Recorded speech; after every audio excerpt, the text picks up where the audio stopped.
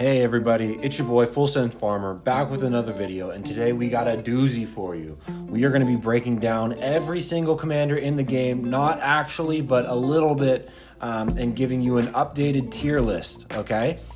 So you're free to play, you're low spenders, make sure you watch this so that you can get an advantage going into server versus server. That's what we're all about. We're about making sure that you guys have the best account possible and are doing the most amount of things, okay? Be sure to like and subscribe to the video. It really helps with the channel. Thank you for all the support, but without further ado, let's dive in, guys. So first of all, let's talk about Jabel.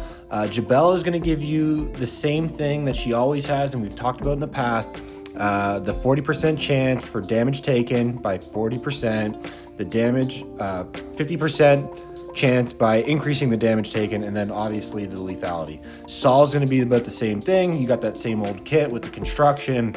You've heard it a million times. He's got that lethality at the bottom, and then he's got the split stats on the top, okay?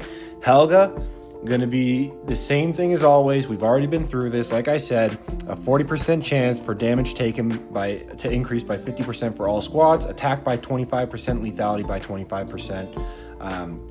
Amadeus is going to be lethality by 25%, attack by 25%, and then, of course, his unique skill is a 40% chance of increasing the damage dealt by 50% for all squads. Now, as always, you guys know these commanders. They're Generation 1, but let's get into the Generation 2 commanders. Now, this is where things get interesting. First up is Zoe. So Zoe, she's going to have this first ability that has a 20% chance of dealing 40% more damage for 3 turns. Then she's going to give you 25% more attack, and then a 50% chance of dealing 50% more damage. Heidi's going to be that 25% of stats at the top divided up between attack and defense. Then you're going to get a 25% chance to do 200% damage. And at the bottom, it's a 40% chance of reducing damage taken by 50% for all squads. Merlin is going to be a 40% chance of increasing damage dealt by 50%. He's going to have a 20% chance of reducing the enemy's lethality by 50%. And then grants your squad a 50% chance of increasing damage dealt by 50%. Once again, you can find this all online in the game. Go through them yourself super quick, but let's get into the tier list.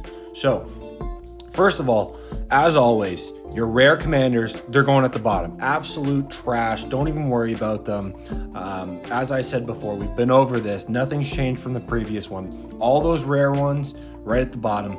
And then you're also going to throw Deanna in that bottom too, because she's absolute hot garbage. Does nothing for your rally. Just a stamina and march speed boost. Then we're going to put Gordon down below on that C tier with Saul. Now, I think Saul is a okay commander. He has 2 stats. He doesn't really do that much. Then we're going to get into that B tier. You're free to play, low to spend. These are going to be your commanders that you're going to want to focus on. Quinn, Chanko, and Howard. These are going to be your good ones. Now, Helga, I put her at S tier, but she's going to slide on down, and we did some testing to support this. Heidi, also, we did some testing. I'm going to put her on that A tier. She has her role, but, you know, it's very niche.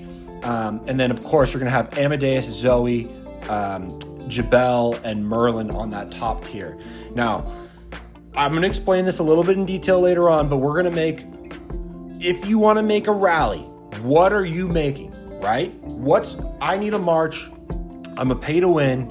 I'm a high spender. Our kingdom needs a rally. What are we going to do? Well, we're going to put Amadeus, we're going to put Jabel, and we're going to put Merlin on that rally tier. That's who you're going to run.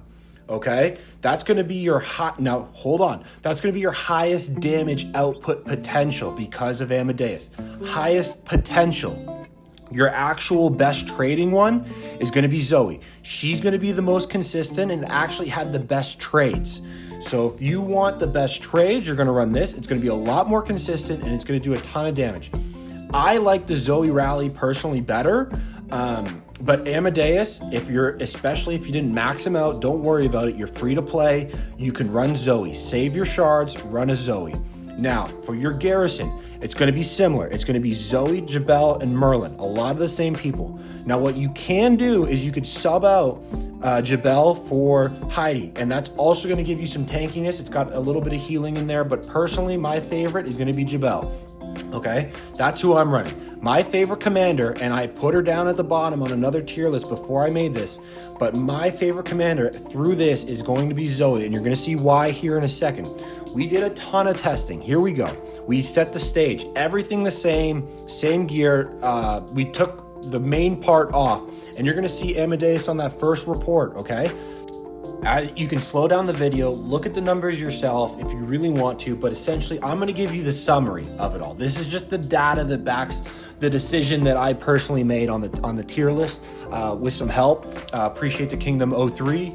And to me, your best commander for defense is going to be a Zoe, a Jabel, and Merlin combination. Now, the reason why this gets so crazy as we did all this testing is because of the variability and the chance percentage of the skills.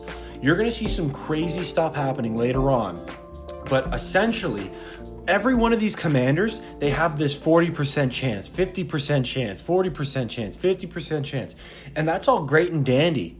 And it does amazing things for your rally and your marches and your garrisons, but it's contingent upon it firing. And you can see in the reports of all the tested data that there's such a variance. And so what I was like, okay, what I'm prioritizing here is consistency and overall trades, right? And there's a few situations where you're going to need to take something, and that's when you're going to need that high damage report. But essentially, Zoe's your best trading commander, and it's free to play friendly.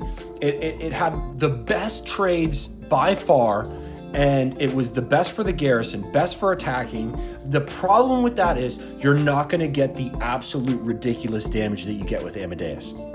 If you need to take a building or a structure or whatever it is, Amadeus gives you absolutely bananas attack power when the stars align, okay? If the stars don't align, you get some pretty sad reports and you're going to lose.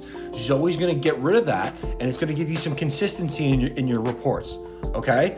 And that's what we see down below. And if you look on like mano a mano, single commander on single commander, Zoe performs better.